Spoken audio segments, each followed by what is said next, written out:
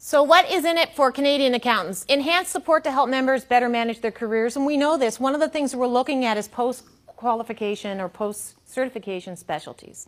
So, the ability to build those, IT specialties, risk analysis specialties, finance specialties, post-designation that can be streamlined for what the career needs are for all of our members. It's something that right now we don't have the resources to do because we're spending those resources on overheads, on marketing against each other, as opposed to saying, okay, let's build specialties into our designation, like a lot of specialties in the States. So you have a DOT, right? So CMA dot IT or dot audit or dot finance, whatever the case may be.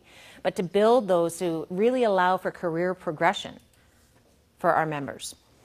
Member networks. So we know that by joining, we're going to be 125,000 strong. That's a pretty big member network. And what I quickly learned in moving to Alberta in 2000 was it's not just what you know, and sometimes it really isn't. Sometimes it is who you know, and that's where you really find out where the career potential is. And so from a member perspective, it makes sense to grow our networking base. Efficiencies, economies of scale, and cost savings.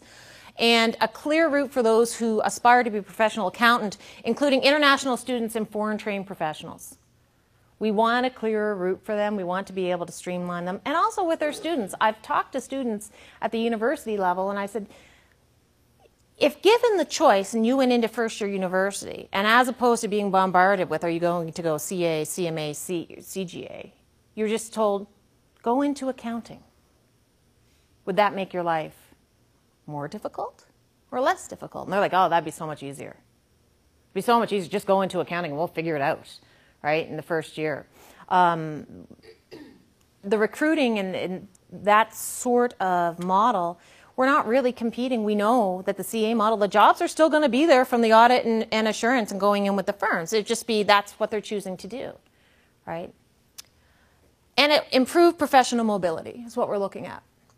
A stronger, more influential voice. We'd be 125,000. I believe that would make us the third largest globally. And size does matter in a lot of aspects when we're talking about standard setting, accounting guidelines, what all Canadian accountants are going to be expected to follow moving forward. One of the largest accounting bodies in the world, a consistent code of professional conduct, disciplinary systems and licensing regimes, full mobility, right? The same across the country. If we're trained the same in the same program, then we should have to be held to the same standards. So this is an opportunity for us to do a pan-Canadian revamp of all of our legislation to make sure that we're all following the same protocols. That doesn't mean less protocols, it just means consistent across the country. Step towards eliminating confusion in the marketplace. We know that. We know that in the short term we might have a little bit of branding and marketing that we might have to do with employers in terms of the difference, the CPA and the tagging issue, but we do feel that moving forward, 5-7 years from now, and this is a long-term process. This isn't anything that's going to happen overnight. Within 5 to 7 years, what we will have is we'll have a designation, the CPA, right, which will eliminate marketplace confusion. They'll know that there will be a baseline, and that's what they can expect. Streamline foreign credential recognition and help to train top professionals to Canada. And we know that we're going to need to do that in the next 5 to 10 years. So right now, we are hearing all viewpoints. We are consulting with CMA and CA members, our candidates, our registered students. We are tending to push them to the forum because that is really where we need to collect all of the feedback that we're receiving so that at the end of the consultative stage, we can take a look at it. Right? If we don't get those comments, it's very difficult for us to make that, what is the membership feeling? Right? So online discussion forums at CPA Canada, I will give the disclaimer that in the forums there are some very negative comments, and it's negative from both sides. There are negative comments from the CA side, there are negative comments from the CMA side. But when we understand that that is less than 2% of our active membership combined, we need to keep it in perspective. Right? And we need those tough questions to be asked so that we can address it as a leadership team moving forward in a concrete proposal.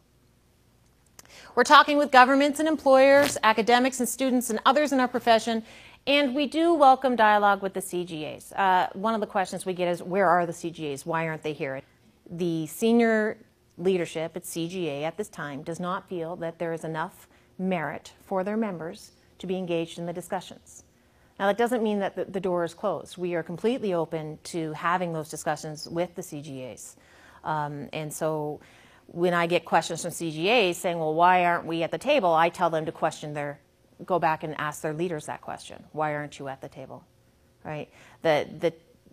That's really where we are right now. And the CAs and the CMAs made the decision that this was still important enough for us to go out to our members to get their viewpoints and decide where we're going to move forward. Right? If not now, when? If not us, who? Right? So we are moving forward as we go. What we're hoping, we will keep you advised throughout the process. At the conclusion of consultations, we will review the member and stakeholder feedback. And if we proceed, we would deliver a concrete proposal by mid-fall with an early winter member vote, is what we're looking at right now.